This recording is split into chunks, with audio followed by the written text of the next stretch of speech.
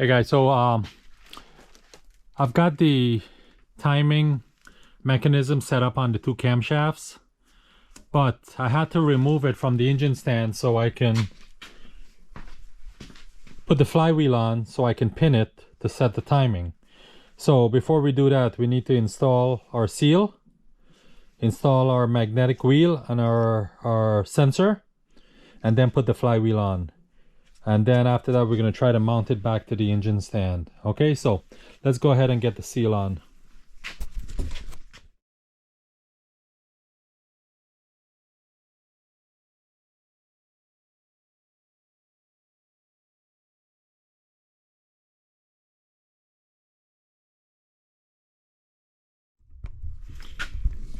See, the seal tool sets the seal to the correct depth so your sensor does not interfere with the seal. So it's very important that you get that get the correct tool to install the rear seal. Okay.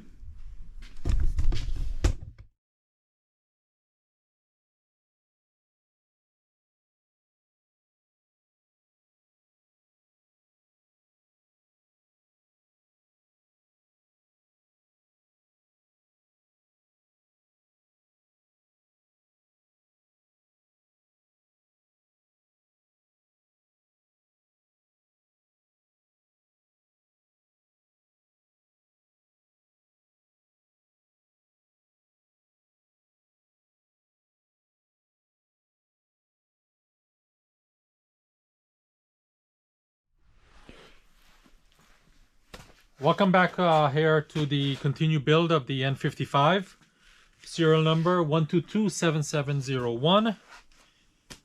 Last we installed the flywheel. Let me back up. We installed the rear main seal, the magnetic wheel, the magnetic pickup sensor, and the flywheel, and we torqued that. We also, so right now we're gonna go ahead and time this engine. So first step of that, we've gone ahead and pinned the flywheel.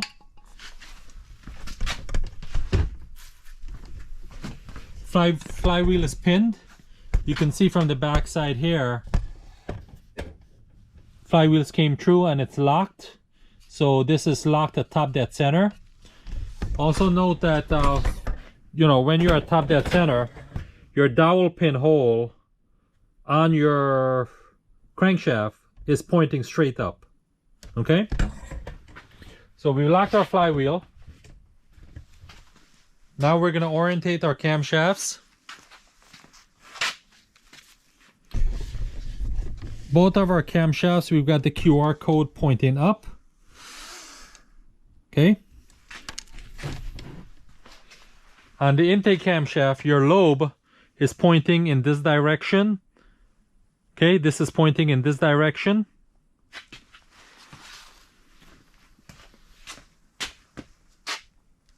Your exhaust camshaft lobe is also pointing in this direction. Okay? Just a couple of things to verify you're at top dead center or your camshafts is in the correct position. Okay?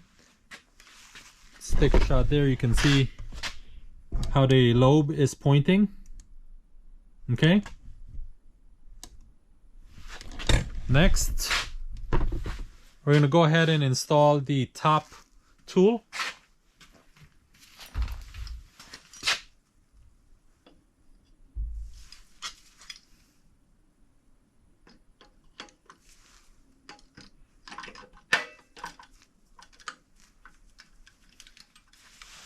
You can see this slides nice loosely, and it's sitting flat on the cylinder head on both sides.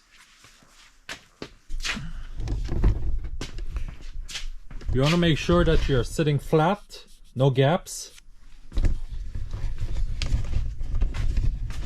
Sitting flat, no gaps. And this is very smooth. You guys can see this is very smooth.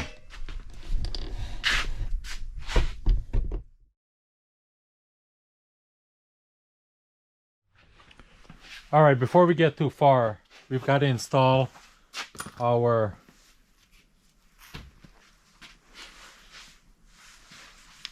chain guide.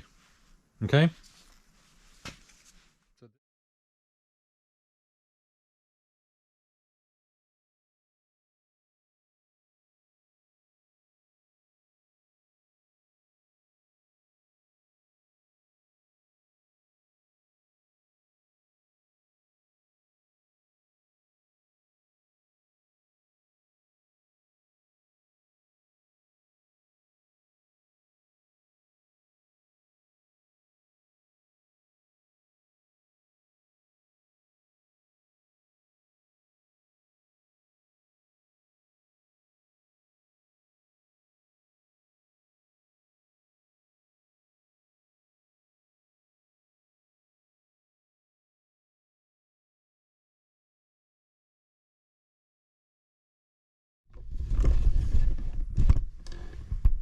All right, so we installed our chain guide.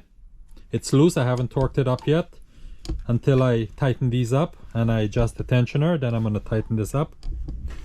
Install the correct Vanos adjuster, AUS on the exhaust side, EIN on the intake side.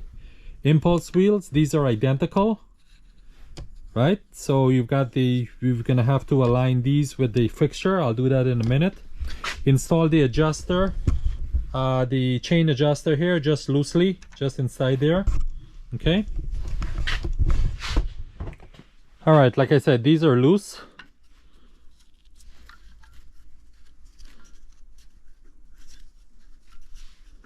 Okay. Now we're gonna align the fixture. We're gonna align this fixture. You can see here it's got the little pins on both sides to the openings on the impulse wheel.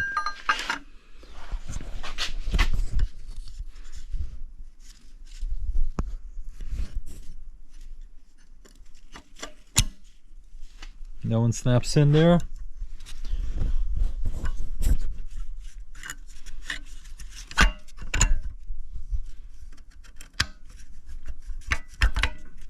Okay. Go ahead and put our bolts in here. You can see here, when this is in, it's flush all the way across. It's seated right against the impulse wheel. The fixture is seated right against the impulse wheel.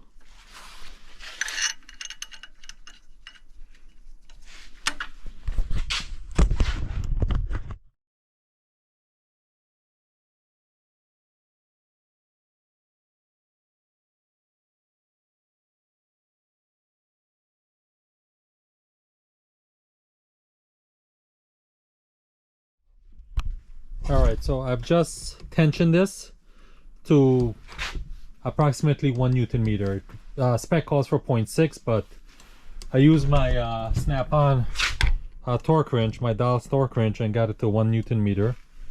So what's this done is push in the adjuster, pre-tension it to set the tension against the guide. Again, set the chain guide against the chain.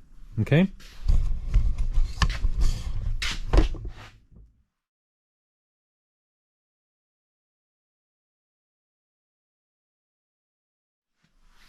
So what I'm going to go ahead and do now, I've initially torqued it to 20 Newton meters. I'm going to go ahead and torque it. I'm going to mark it. And the next torque is supposed to be 180, but what I'm going to do, I'm going to go to 90 degrees. Then I'm going to unpin it, rotate it a couple times, make sure I can get my timing back, and then pin it and then torque it another 90 degrees.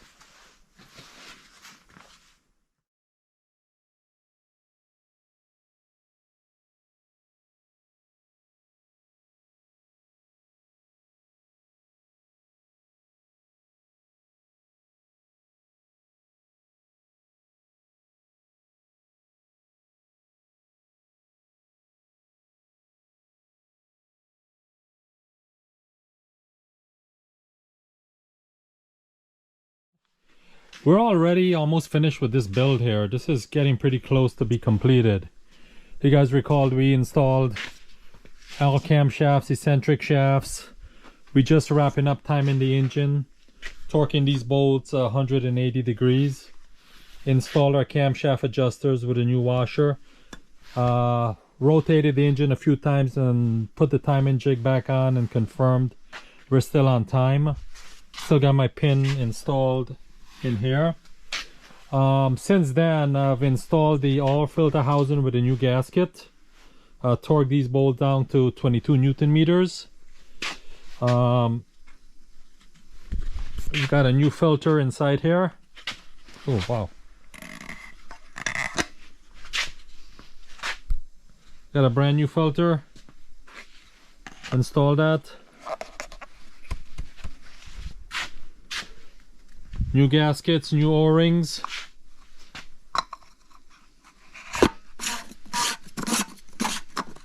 We're gonna go ahead and tighten that down.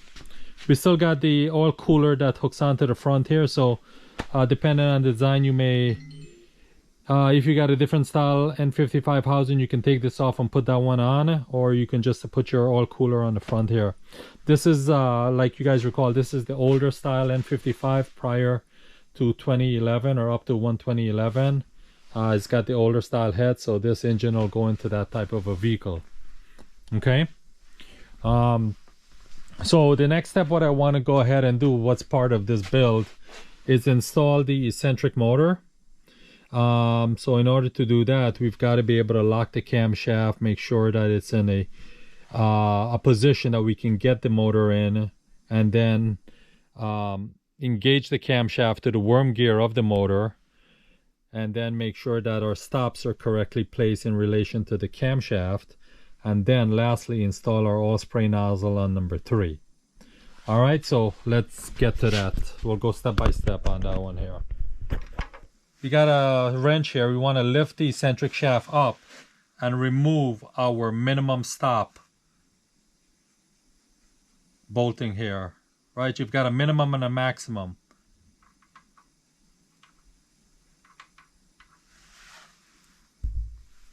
Right, this is they're identically the same. The one in the front is your minimum, and the one in the back is your maximum. So now we've re-engaged, let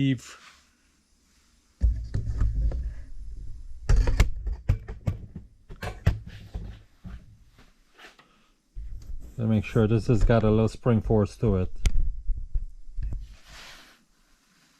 Okay, so the one in the front here is the minimum, the one in the back is the maximum. Just went ahead and removed this. We're going to release our eccentric shaft to bring it down. We are going to put the wrench back and we're going to rotate the eccentric shaft down to get it past the minimum position. Then we're going to put our minimum position stopper back in. Screw this in. So what we're doing here, we're locking the eccentric shaft between the minimum and the maximum position. Right? So it can't kick back. And you can see here, this piece is pretty much out of the way so we can put our motor in. Okay? Now, motor goes in. We just gotta flip this back to get that just a little bit. Get the eccentric shaft closer to the maximum. That slips in right there.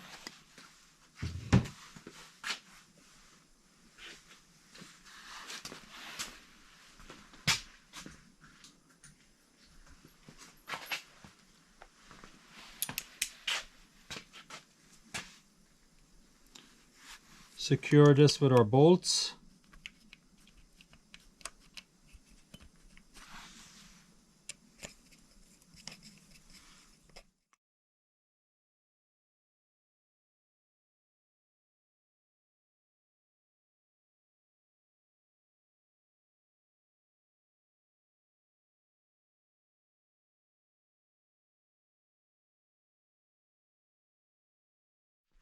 We're going to secure our Allen key so we can turn the worm gear to engage the eccentric shaft.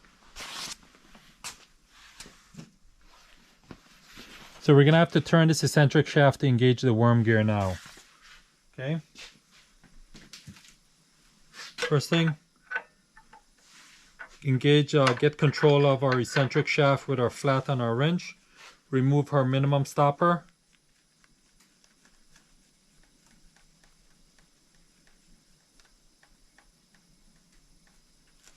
And slowly bring the eccentric shaft up. Watch the kickback. Come slowly up to engage the eccentric shaft while rotating this, engaging the worm gear. There you go. The eccentric shaft is engaged to the worm gear. Okay? Now we're going to rotate this to get this up so we can put our minimum stopper back in.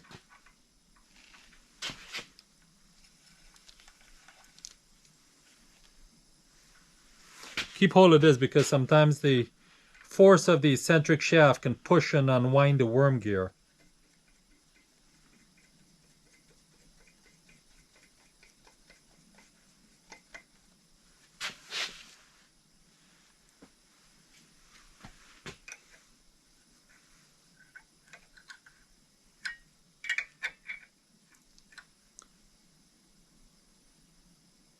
Okay. Now we can unwind our worm gear. And we are at our minimum position stop here. Okay. This is all worm gear is installed to the eccentric shaft. The eccentric shaft is mated to the worm gear of the eccentric motor. And our stops are correctly positioned now. Okay. All right. So this is all engaged. Next step is we're going to put our recess housing in with the new gaskets. Torque that down. And then valve cover goes on. Okay. But before that,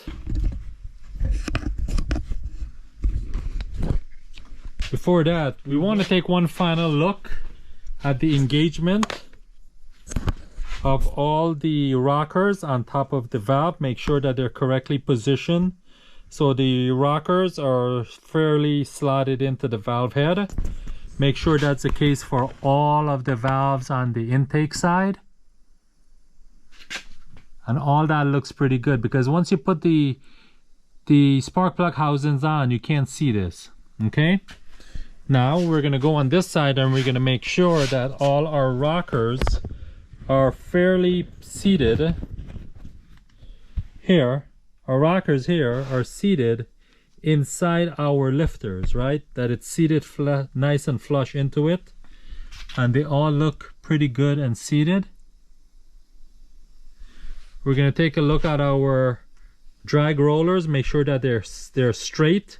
Sometimes when you install them, they become crooked. You got to make sure that they're straight. They all look straight. They're engaged on the bridge. Retaining spring is sitting on top here. Right. So we've got our new gaskets on, our metal crush gaskets. New gaskets are on, all three. We've got our injector housing. Make sure this surface is nice. I usually just use a stone on this surface to get this nice and flat and cleaned. Similarly for the bottom surface as well. Okay. So let's go ahead and start to install these.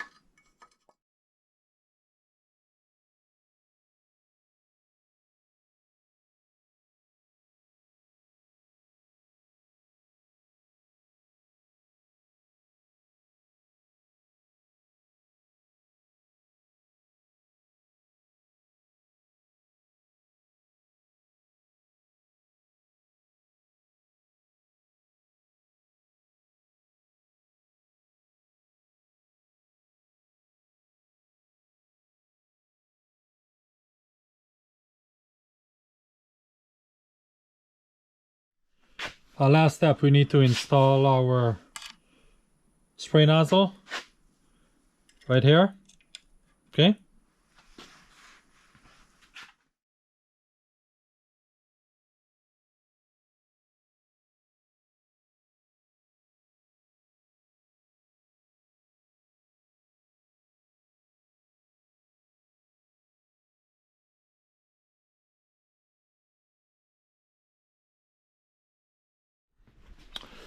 Spray nozzle is installed. Make sure you got it right inside the bottom of the groove right there. The nozzle, the spray in the nozzle should be directed right between the worm gear and the intersection of the eccentric camshaft. That's installed and torqued. All of the injector housings are all installed. Last step is the valve cover. I'll leave a lasting note with you guys, and this will be the end of this rebuild. So this valve cover, this is a vacuum port. Okay, this is supposed to have vacuum. So what happens here is that this section inside here is a vacuum, and you have to make sure before you put any new or used valve cover on that you can hold vacuum in here and it's not leaking or compromised, because what's going to happen, you're going to suck oil in and vacuum. This is this section here. This goes to your turbocharger to actuate your wastegate. Okay, there's a charge valve that's connected here that gates vacuum from the valve cover. So test your vacuum on your valve cover. Make sure you got 28 inches or close to that of vacuum. Okay. Alright guys, real quick here. We're gonna test the valve cover here. We've got a vacuum pump, a Robinair vacuum pump here. You can hear it's going. We got our gauge that will measure all the way up to 30 inches of vacuum. Okay? So, I'm gonna put this on here. You gotta cover this off.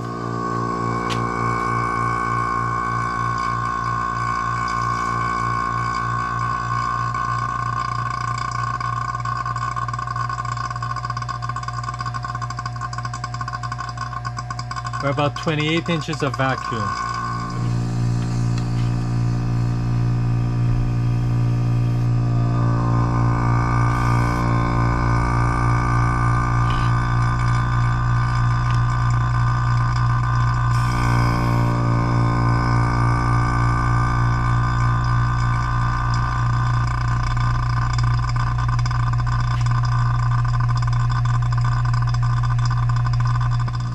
Alright, so this valve cover is pretty good. It's holding vacuum.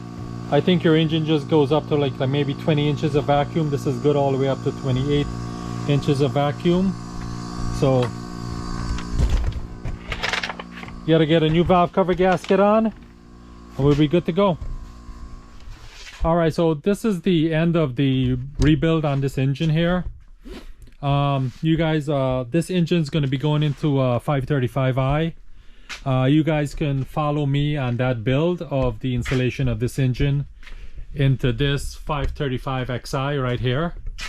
You guys go ahead into my other playlist. You're gonna see the diagnosis of this car with the engine knock-in, which is this engine right here that came out, this N55. I believe this has got rod knock. I'll go into this one and probably rebuild this one as well, but this engine came out of here knocking. Check out that playlist. I'm gonna put a link above to this playlist. So these are all the parts we're gonna be rebuilding and assembling this engine and putting engine into this car and get this going within the next couple of weeks. Okay, so follow me on the build of this car, of the installation of this engine into that car, and then we're going to break it in, test it, run it, and then we'll give you guys updates throughout you know, few thousand miles, 5,000 miles, 10,000 miles, and so. All right, hey guys, I really appreciate you guys watching. Leave me a comment, tell me what you think. All right, thanks for joining.